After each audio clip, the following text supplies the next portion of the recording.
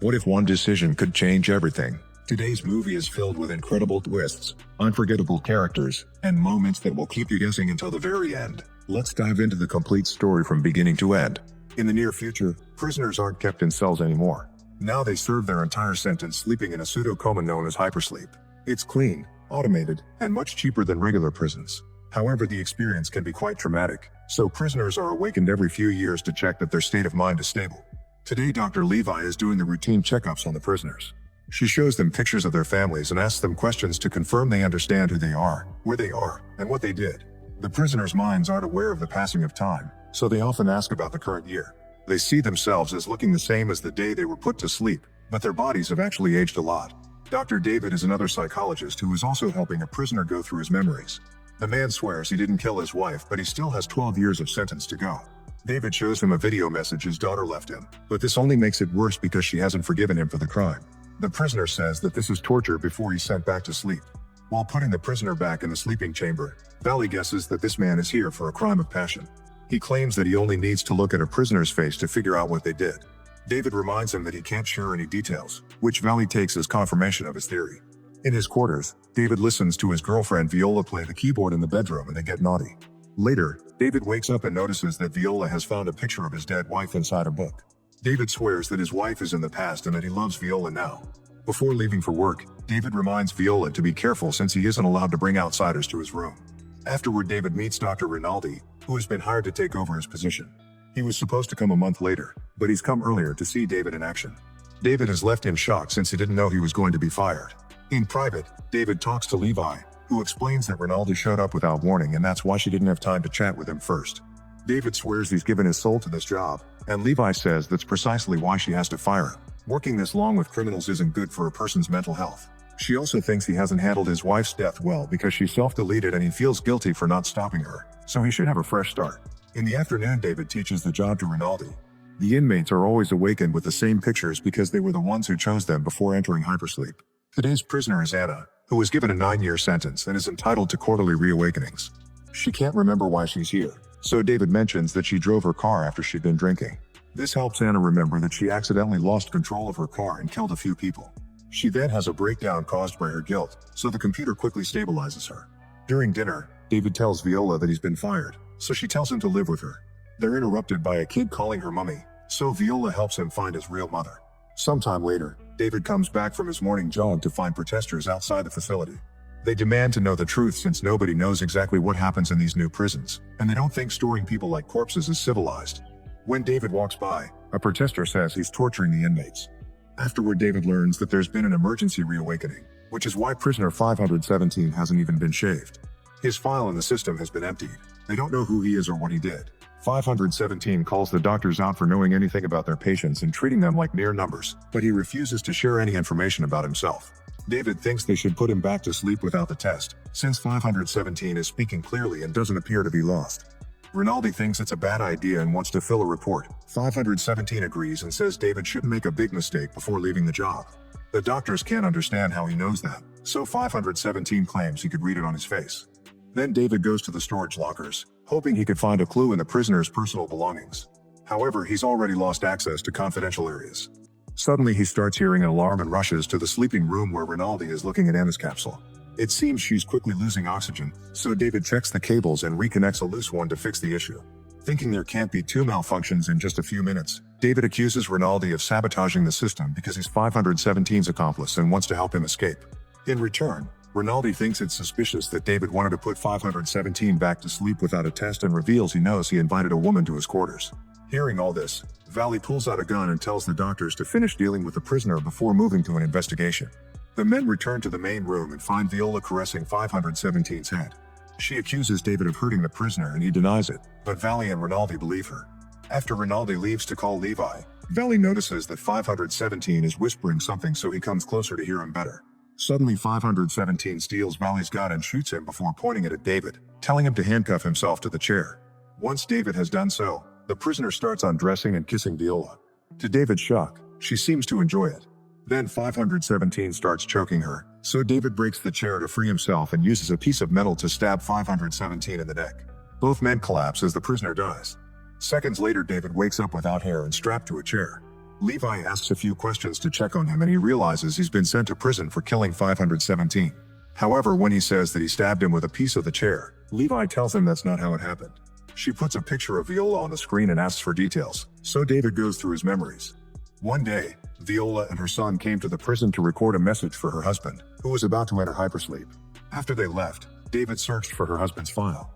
It turned out Viola was married to 517, whose name was Carlo. He was a neurologist who was given an 80-year sentence for killing a woman with whom he was having an affair.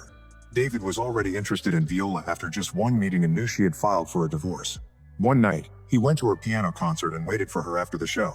They quickly hit it off and Viola invited him to her house. They had wine and bonded over losing their partners, then they got naughty on the living room floor.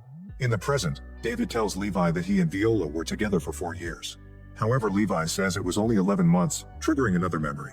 Viola had met a man who knew Carlo well and said that all the evidence against him had been planted. Before the evidence piled up, Viola had believed her husband was innocent, so she wanted David to take a look at the file and talk to Carlo to get the real story. David refused, triggering an argument that made him realize that Viola still loved Carlo. Levi explains that a few days after that argument, David deleted Carlo's file and disconnected his oxygen to kill him. The lack of files would have made Carlo's sleeping chamber look empty and nobody would have seen his body for months. However, Anna's capsule was connected to the same oxygen supply, so David accidentally killed her too, triggering the alarm. David cries and is overwhelmed with guilt, so he has to be put to sleep again. However, Levi reveals that the court has allowed him to serve the last 10 years of his sentence on parole. Now he must follow the reintegration program or he'll lose all benefits. Levi tells him he slept for 10 years, so he recently turned 55. Before leaving, David gets his things from the locker, but he only finds a wallet and a hat. When David goes to his new apartment building, he meets his parole officer, who tells him about the mandatory meetings with a support group. He must sign into his new job every day and isn't allowed to leave the city. The officer can check David's new place at any time and even call him to the precinct because he feels like it. Before leaving, the officer hangs the rules on the wall using the gum he's been chewing. That night, David can barely sleep because he keeps dreaming of Viola. The next day, David starts working at a hotel.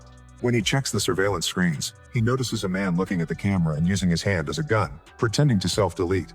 David is suddenly startled by a gun-like noise, but it's just a kid with a toy. When he checks the camera again, the man is gone.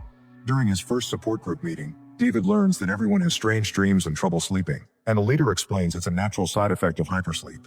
Their brains have spent too much time dreaming, so now they have to realign with reality. When a former inmate mentions having hallucinations, David thinks she's his dead wife, who calls him out for letting her fade away. The next day, David and other former inmates have to record an ad to promote the Hypersleep program, which is also a mandatory part of his parole rules. David wants to talk about his hallucinations and how he can't eat solid food anymore, but the director gives him a few lines he can use to describe the amazing second chance he's having. When David considers leaving, he sees his parole officer nearby and decides to stay. In the evening, David is on his way home when he hears a familiar piano. He enters a bar and discovers Viola playing with a band, which is very different from the classical music from before. Viola sees him, but tries to ignore it. Minutes later, when David leaves, Viola follows him and insults him for daring to show his face. The last 10 years have been hard for her because the press has given her a hard time, so she doesn't want David to come to her ever again. When David arrives at his apartment, he finds the door open and a mess in his living room. His parole officer comes out of the bedroom reading the poetry book that David has been enjoying lately and proceeds to mock him. David calls him out for his cruelty, so the officer grabs him by the neck and smashes him on the wall, saying he won't kill him because it'd be a favor. Then the officer notices that David replaced the rule page with a picture, so he throws it on the ground and tells David to clean up. After the man leaves, David stares at the picture because he doesn't recognize it. Sometime later, David is trying to remove graffiti from the hotel's glass door. At that moment, he's visited by Valley, who explains that this particular graffiti is used to mark places where ex-inmates work. David tells him about the picture he found in his house and Valley decides it's a bad sign, so he gives him his gun and reveals he's already retired. The next day, David finds the fountain from the mysterious photo. When he looks at the door behind it, he notices that one of the apartments has the same surname as Anna. Then a man approaches the same door and David recognizes him as Anna's husband from her pictures. David introduces himself as Anna's colleague, so her husband tells him that Anna was innocent and she'd been framed because she knew too much. All people in power wanted her out, but the minister in particular was always annoyed by Anna's research. It turns out Anna had been researching the hypersleep system. The police took all her stuff, but her husband managed to hide a box with some of her notes and all the newspaper articles about her case. David takes pictures of everything and is surprised to see Carlo's name on the papers. Looking at the articles, Anna's husband finally recognizes David as her killer, so he kicks him out. Afterward, David goes to see Viola, who threatens to call the police. David convinces her to give him 5 minutes and shares that Carlo and Anna have been researching the hypersleep system together.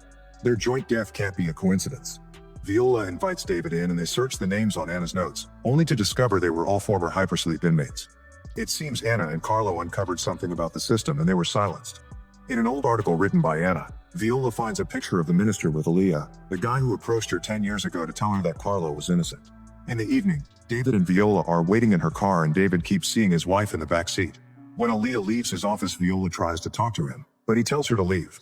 Suddenly, David bursts into Aaliyah's car and points a gun at him, demanding the truth.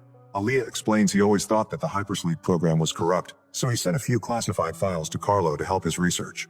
He confirms that Anna and Carlo were innocent and reveals he knows David, who doesn't remember him at all. David is distracted by the shock, so Aaliyah hits him to steal the gun. Then Aaliyah makes both of them leave the cars and checks the gun to discover it has no bullets.